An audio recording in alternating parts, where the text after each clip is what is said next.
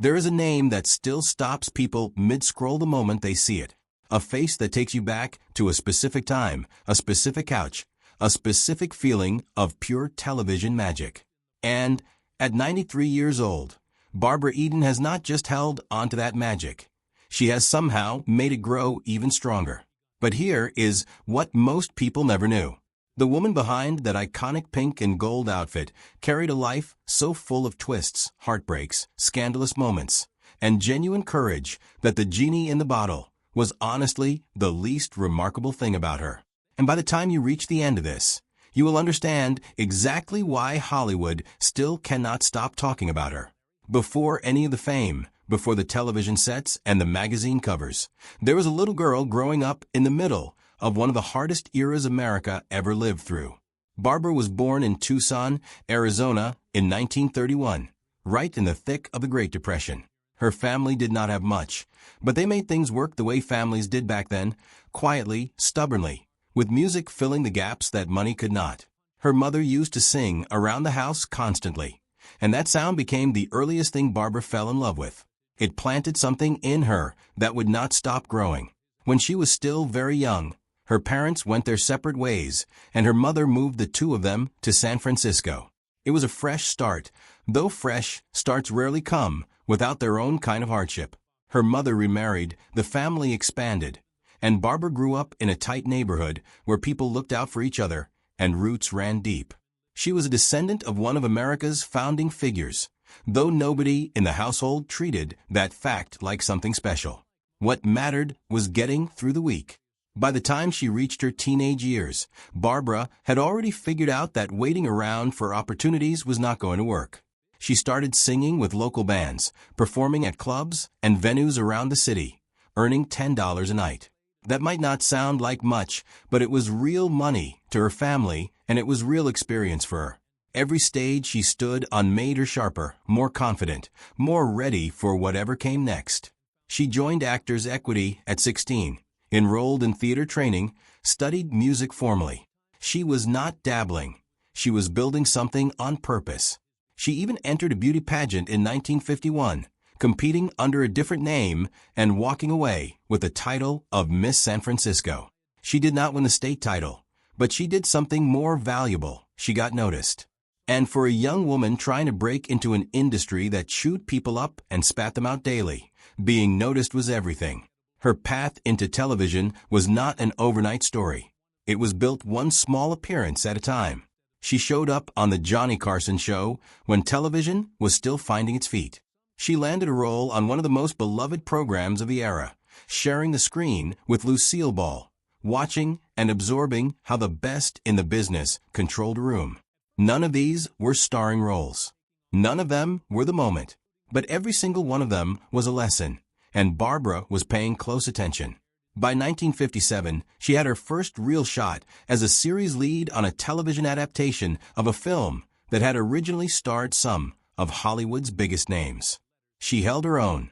She learned how to carry a weekly show, how to hit a comedic beat on cue, how to make a character feel like a real person rather than a performance. When that series wrapped, she moved straight into feature films, a dramatic western alongside one of the most famous entertainers alive at the time, then a science fiction picture that packed theaters and earned strong notices. She was not limiting herself to one lane, and that versatility would define everything that followed. Then came 1965, and everything changed. A fantasy comedy called I Dream of Jeannie arrived on television screens in September of that year, and Barbara Eden stepped into a role that would follow her for the rest of her life. She played a 2,000-year-old genie, playful, clever, completely devoted to the astronaut who accidentally freed her from a bottle on a deserted island. The show ran for 5 seasons, and it was not just popular. It became part of the cultural fabric of an entire generation. People did not just watch it. They grew up with it. What made it work was not the fantasy premise. It was the chemistry. Barbara's co-star played the straight man to her chaos, and the tension between his rigid, logical world and her impulsive, magical one gave every episode its engine. She made Jeannie funny without making her foolish, warm without making her passive.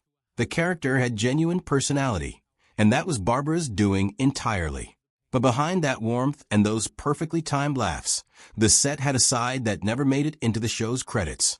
Her co-star was a brilliantly talented performer, who also happened to be one of the most unpredictable people Barbara had ever worked alongside.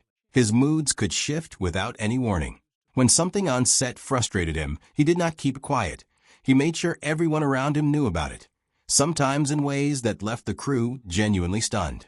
His behavior was fueled in part by substances he was using to manage his energy and his weight, and the combination made him volatile in ways that became part of the daily reality of working on that show. There were moments so bizarre they almost defied explanation. He once showed up in a gorilla costume for no apparent reason. A group of visiting nuns walked directly into one of his worst outbursts without any warning. The network eventually stepped in, and the guidance he received in response only made things worse for a period of time. Barbara witnessed all of it firsthand. She never pretended it was easy, but she also recognized something that took clarity to see. His wild, unpredictable energy somehow translated on screen into exactly the friction that made the show compelling. She worked through it, and the audience never had any idea. His personal struggles caught up with him in serious ways as the decades passed. He eventually faced a health crisis so severe it required a liver transplant, and he kept working in television right up until his death in 2012. Barbara spoke about him with honesty, acknowledging the difficulty and the talent in the same breath, the way you only can about someone who genuinely complicated your life while also being part of something you both made together. While she was at the height of her fame, Hollywood brought its share of memorable encounters. She appeared as a guest on a popular variety show hosted by a Welsh singer whose reputation with women was widely known, and he did not disappoint that reputation. He made a move on her during the taping, something casual and bold, unconcerned by the fact that they were both married at the time. When she reminded him of that detail, he just smiled and pointed out that the same was true for him. She handled it with the composure she seemed to apply to everything. Noted, declined, moved on. There was another moment years earlier at an airport. A man approached her, slipped her a note, and walked away. The note had a phone number on it, along with enough context to make clear exactly who had written it and what it represented. The man was among the most powerful and recognizable figures in the entire country at the time. She never called. She kept the story to herself for years, sharing it eventually as one of those strange, only-in-Hollywood footnotes that remind you what that world was actually like behind its polished surface. And then there was the controversy that somehow took on a life entirely its own.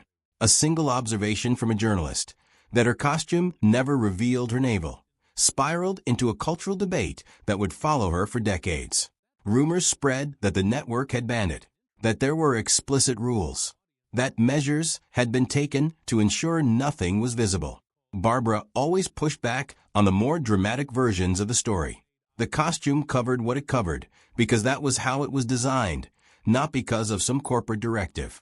But the more she explained it, the more fascinated people became, until the whole thing became a kind of legend. A comedian tried to make a stunt out of it on his show. The network shut it down immediately, and somehow that response only made people more obsessed. When Jeannie's run ended in 1970, Barbara did not slow down.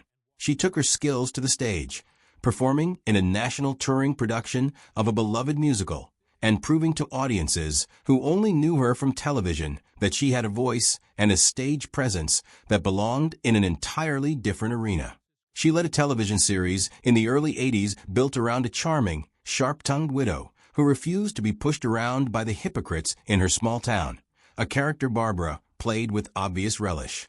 She returned to the screen in dramatic roles, appeared in a long-running primetime series alongside her former co-star in a dynamic that was worlds away from the playfulness of their earlier work, and stepped into a supernatural comedy in the early 2000s that let her revisit the kind of magical world she had made famous, but with a completely different energy.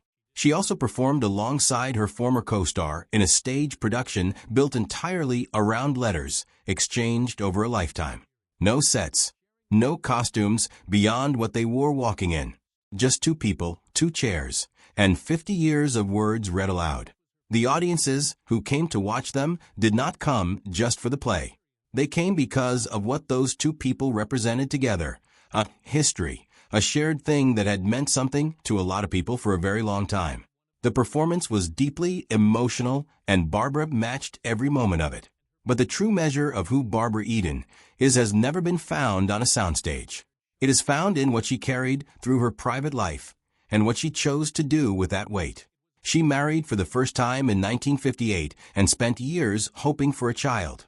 When her son finally arrived in 1965, she called him her miracle. She meant it completely. For a while, her personal world matched the brightness of her professional one. Then things shifted. A baby lost before it ever had a chance to arrive. A marriage that slowly came apart under the pressure of two careers moving in different directions. A divorce in 1974 that marked the end of 15 years and left her navigating grief and single parenthood at the same time. Her son's story became the most painful chapter of her life. He was introduced to marijuana as a child by a neighbor. He was 10 years old. What started as a single exposure grew into a dependency that reshaped his entire life. He fought it for years. There were stretches of hope, periods of treatment, moments that felt like genuine progress. And then in 2001, he was gone. He was 35 years old. The cause was a heroin overdose. Barbara has spoken about that loss in public, which takes a particular kind of courage. She has talked about the guilt that comes with it, even when the guilt makes no logical sense. She has talked about the helplessness of watching someone you love fight something that does not fight fair. And she made a choice to turn that grief outward rather than inward. To speak about addiction not as a shameful secret, but as a crisis that reaches into ordinary families and takes people who were deeply loved. She found stability again, personally and emotionally, through a relationship built on patience and genuine steadiness. She has spent her later decades giving her time and her name to causes that matter to her. Children in need, cancer research, wish-granting organizations, advocacy groups focused on abuse prevention. These are not celebrity appearances for the photograph. They are consistent, ongoing commitments from someone who understands what it means to need support and not have enough of it. In 2011, she put her story into a memoir, writing honestly about the career and the chaos and the loss and the love, with enough warmth to make even the hardest chapters feel like something shared between friends rather than something performed for an audience. She received her star on the Hollywood Walk of Fame. She has been honored by institutions that recognize what a sustained career in this industry actually costs, and what it means to still be standing after all of it. And she is still standing. At 93, she shows up at events, she signs autographs, she answers questions, she makes people feel like the years between their childhood and right now have not entirely slipped away. Fans who meet her describe someone who is fully present, genuinely warm, and completely unbothered by the passage of time. There is something worth sitting with in that. In a business that treats people as products with expiration dates, Barbara Eden has simply refused to expire. Not out of stubbornness, not out of vanity, but because she has always understood that what she does matters to people in a way that goes beyond entertainment. She was a source of joy for a generation that needed it. She was honest about her pain when honesty was harder. She worked through conditions that would have broken a lot of people and came out the other side with her sense of humor intact and her compassion fully operational. The genie in the bottle was a character, but the woman who played her, the one who sang in clubs at 16, who learned her craft one small role at a time, who survived the loss of a child and 2 marriages and the grinding uncertainty of a Hollywood career, and still shows up, still smiles, still connects, that woman is something else entirely. That woman is the real story. And at 93, she is still writing it.